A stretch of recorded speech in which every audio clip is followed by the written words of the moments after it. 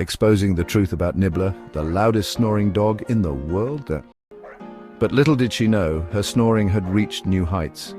It was like a tiny freight train had taken up residence in the living room.